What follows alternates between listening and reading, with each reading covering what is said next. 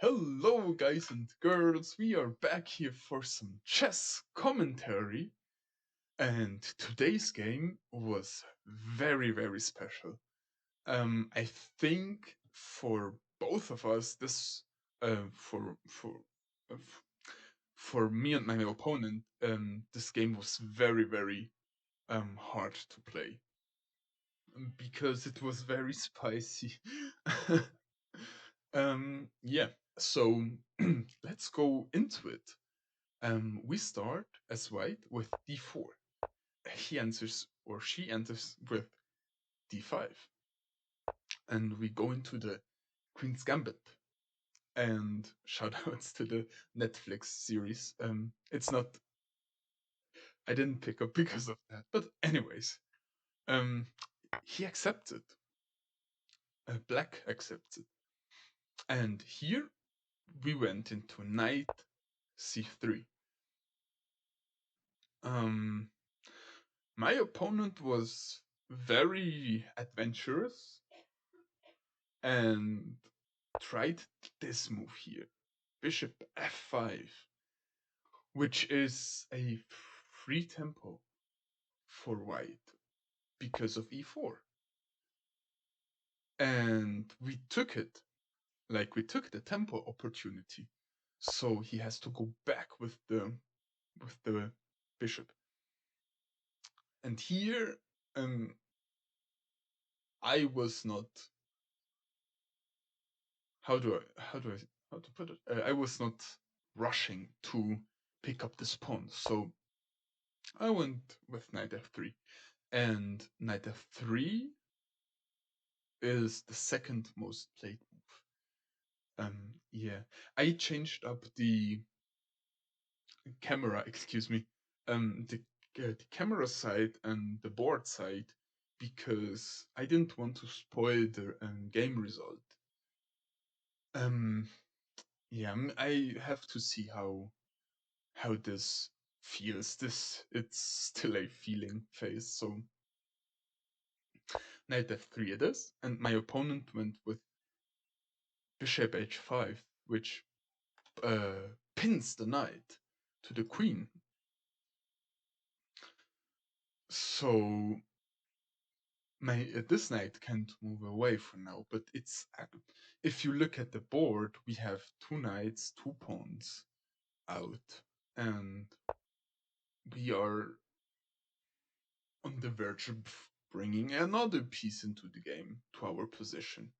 And I decided to protect this pawn because there are on the way, or there are plenty annoying little tactics to harm this pawn here, because we have our pawn on e5, on e4, sorry. Yeah, so I protected him. And here my opponent went with e6 to open up the king side for the bishop. And now I decided, now it's the time.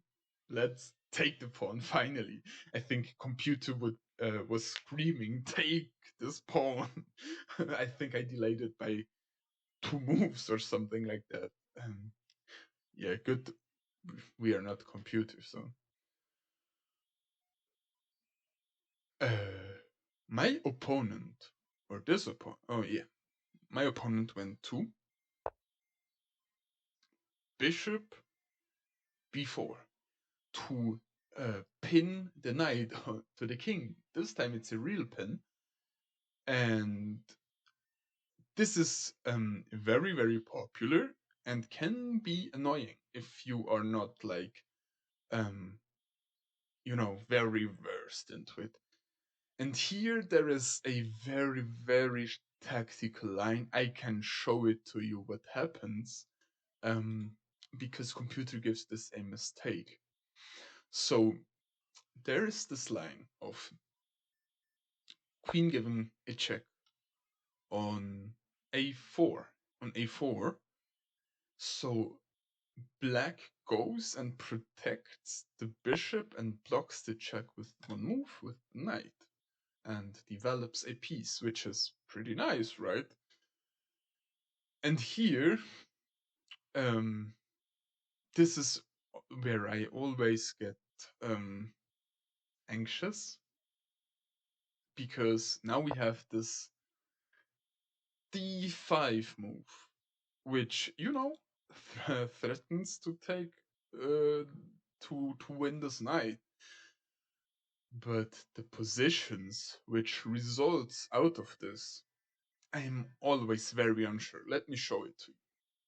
So now, because white is threatening black to lose a piece for a pawn, black is going to bombard white. So take, take, take, take. And now, um, still take. We take back with the pawn, not the bishop, because if we take with the bishop, um, we are not attacking it with a piece of lower value. So he would then have, like, I don't know, block with the queen, or go with the knight here. So we would not win material here, and our position is wide open. So yeah, with the pawn, and this is the position. I mean, black threatens with this move, this pawn, and this pawn. Now we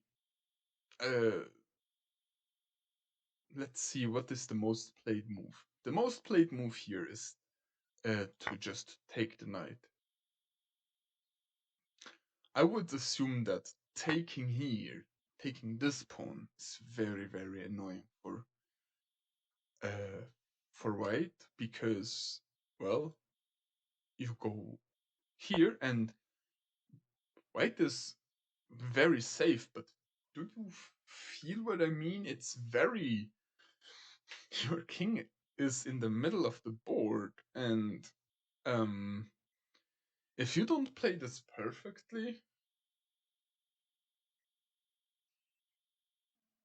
you know, um, it can get very dangerous. So, dude, that's so not my style, man. Yeah, from here we still have games played in this position. Um, yeah, so that's the position uh, we get out um, from the queen a4 line, to give the check and the mass exchange. Very, you know, oof, spicy. Um, yeah, I have very much respect of this line. Not the last, because I'm not, not that comfortable with such sharp lines. Um, I like to squeeze my opponent dry and grind him away. Yeah, so it's the bishop a4 line.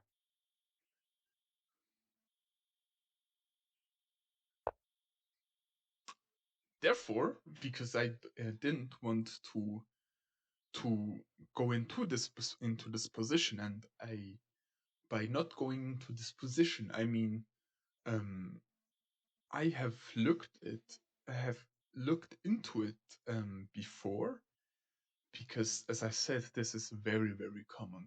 Um, it's very obvious and very common, this move here.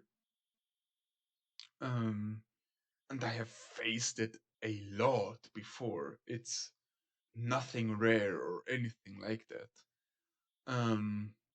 Yeah, so I have looked into it, and as I said.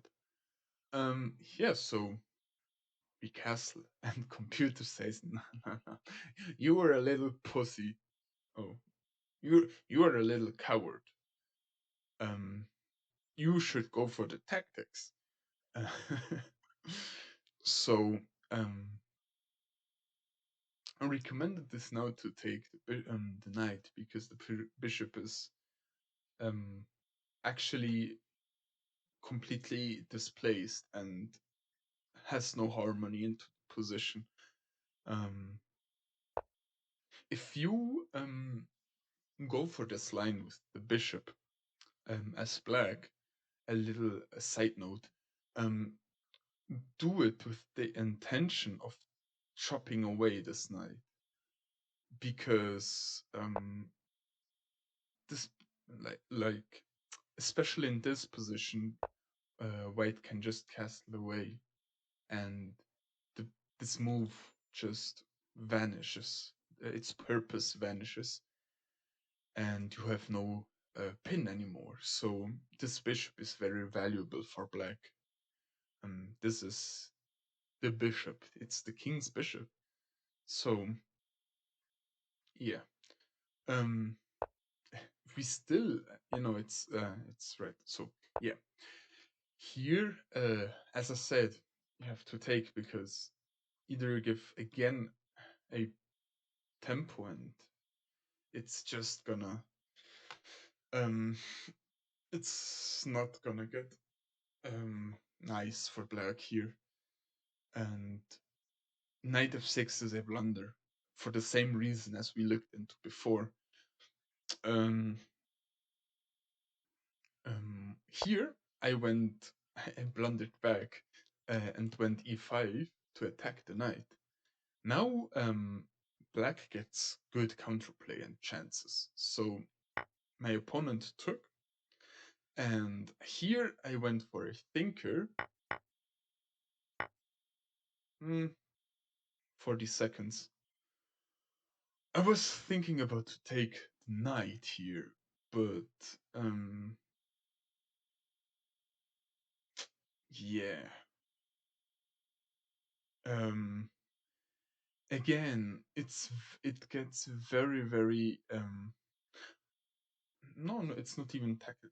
I was pretty sure that taking the bishop as I did is more advantageous, has more advantage for me because this bishop is a good piece.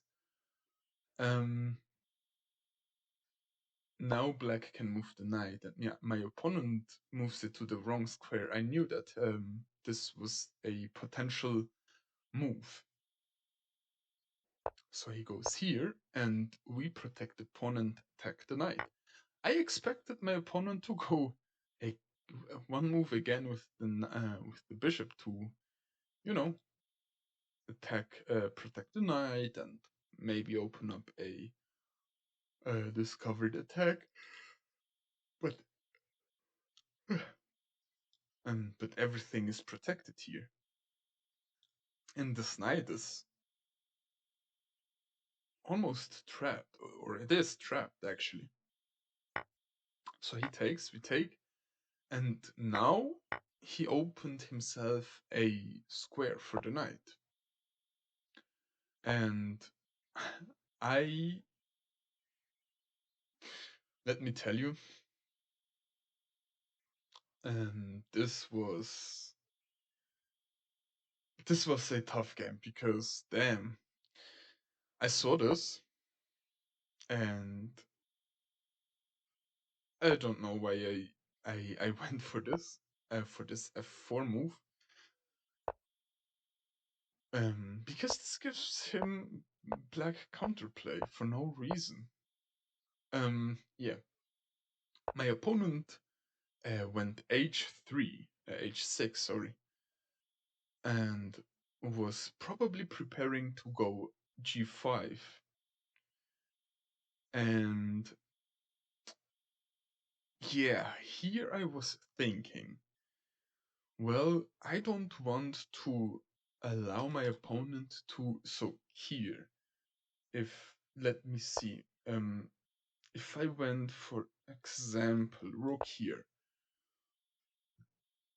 my opponent has this, or I was afraid of going here,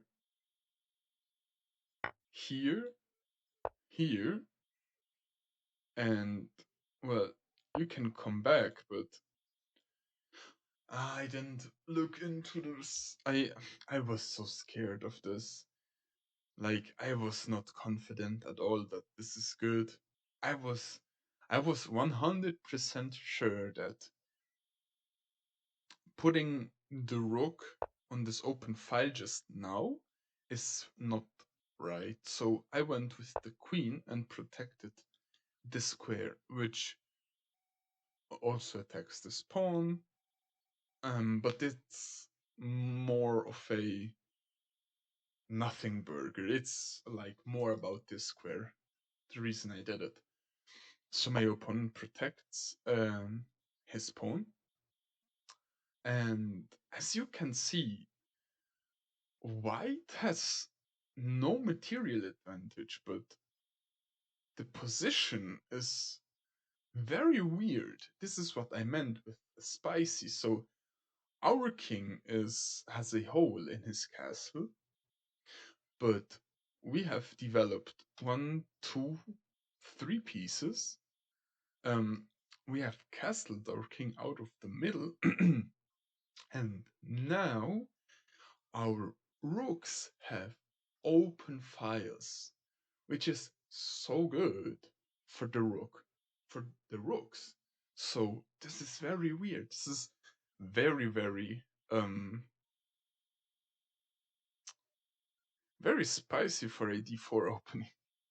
So yeah, I went here for the bishop because in case he goes with the knight to f5, I wanted to go on g4 to put pressure on the knight.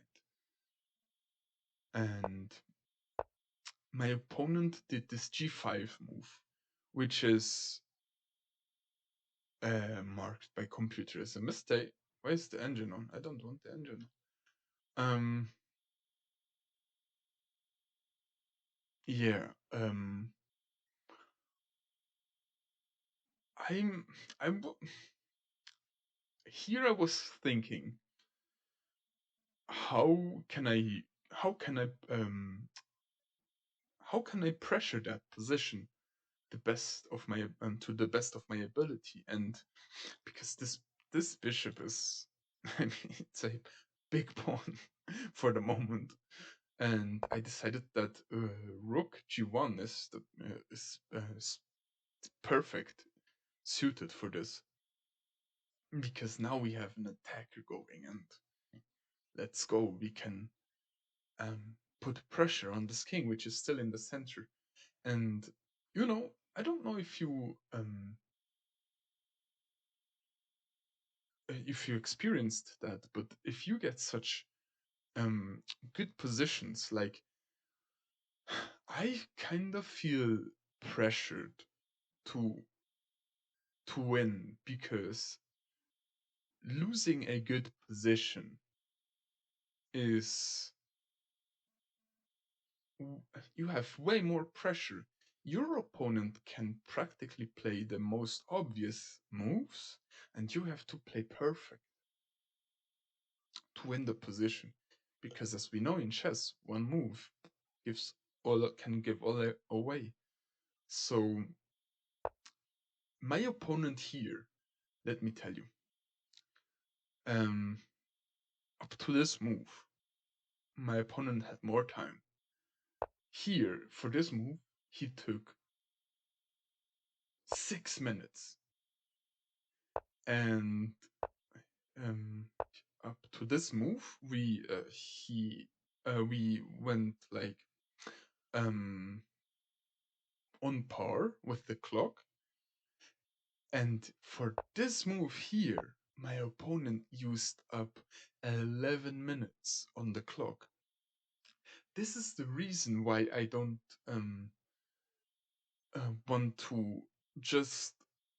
I'm not I'm not um I'm not ready yet to play rapid and to record classical games. I don't think many people want to look how a 1500 is playing a classical game. So I want to get up there for you guys so we can get really good games and uh we can learn more efficient together and get stronger in this game we like.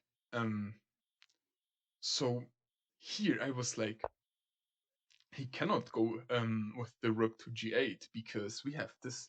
Let's see here, and yeah, we have this move, and essentially he has to go back.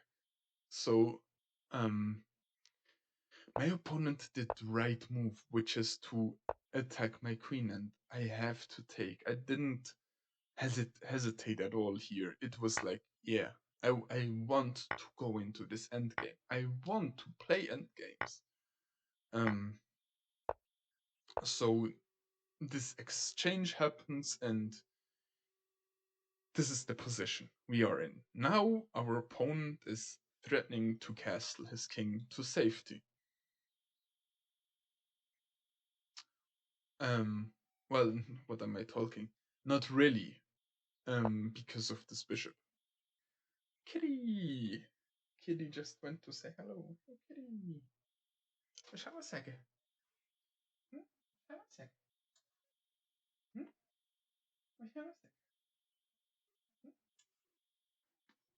Vad ska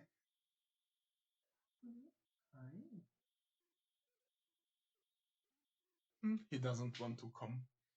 He doesn't want to come up to say hello. You can see his tail.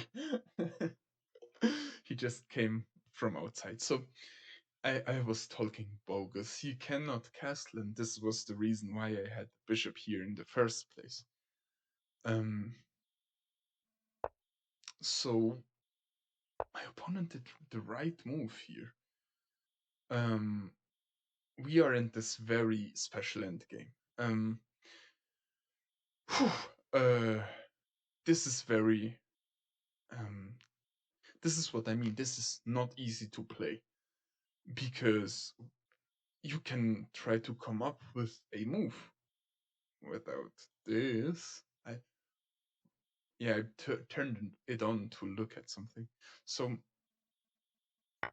um here I was I want to go into this endgame, and this knight is way stronger than this bishop, and the line here I calculated was exactly like I predicted to be fine for me. So we take, he takes, we give a check, he can block with the knight, but now we give a check with the bishop, which forces him to go to e7, because if he would go any to a other square, we can just this knight and this rook won't be able to play. Yeah, so I thought this was very good, and this move I did for the reason that now I understand it is completely bogus. It's so silly.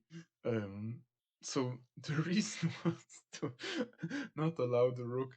Um, was it? Yeah, I completely forgot that my rook is covering this file. So I wanted to block off the rook here because I didn't want to. Yes, right. So he can go here, and so here, so he can't like attack this pawn with this move, but he can just block with the rook. And yeah, I was kind of like moving fast, and here my opponent did a very nice move, which is attacking this this pawn. And now this is a crucial moment because we can protect this pawn in two ways, and there is only one right way because we went for the wrong way. And now black can take away this pawn. And I think, yeah, this with one move, the position is kinda busted. This is this position is busted for white. It's not busted, but you know, all the advantage gone. Now black has the advantage.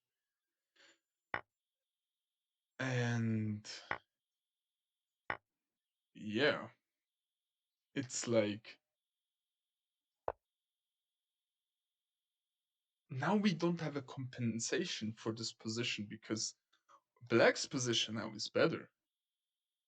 The king is centralized, good pawn chain, um, everything is protected, and life is good. So I didn't see that we can protect it here. I was afraid of this. What happens if this? Okay.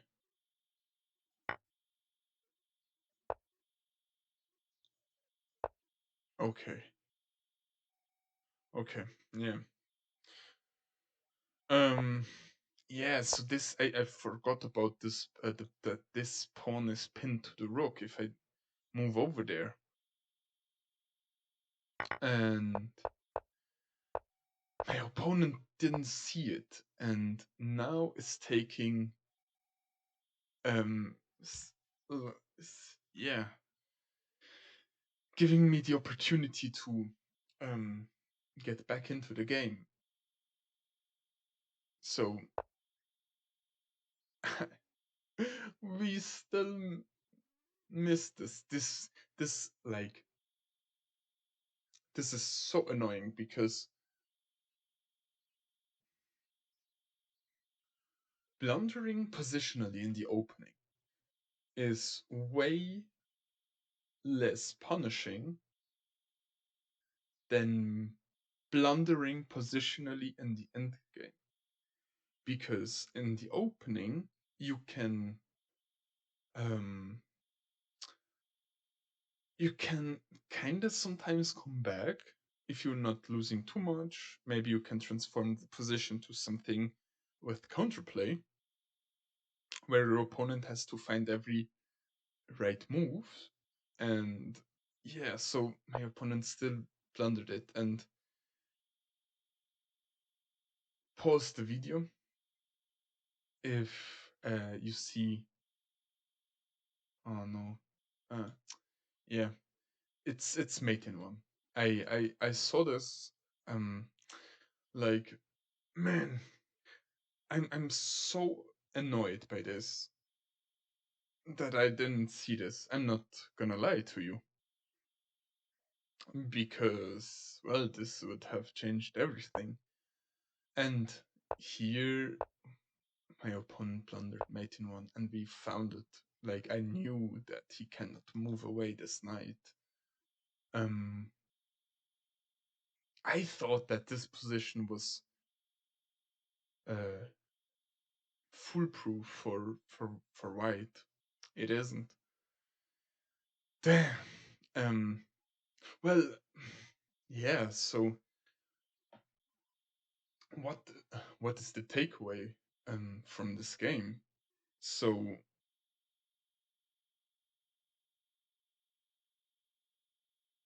we man, chess is a hard game, and those positions are not easy. Um, finding the right moves at the right time is a very, very hard skill. So yeah, we grow as we go and we learn as we keep going. And respect to my opponent, this was not an easy game at all. Mm, yeah, I think my opponent played that very well. Yeah.